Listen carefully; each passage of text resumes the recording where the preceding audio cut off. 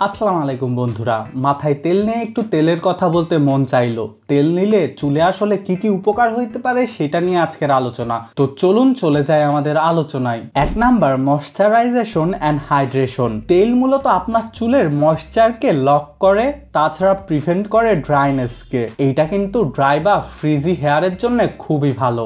2 number, nutrient supply. তেলে কিন্তু প্রয়োজনীয় ফ্যাটি অ্যাসিড, ভিটামিন বা অ্যান্টিঅক্সিডেন্ট থাকে, যা আপনার স্ক্যাল্পের জন্য খুবই ভালো। তাছাড়া চুলের গোড়ায় কিন্তু এটা পুষ্টি সাপ্লাই করে। যেমন কোকোনাট অয়েলের লরিক অ্যাসিড থাকে, তাছাড়া আর্গান অয়েলে থাকে ভিটামিন ই এবং fatty acid. 3 number, scalp health.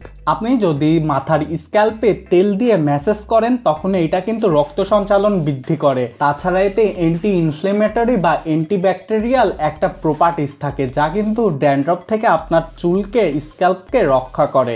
Strength and protection.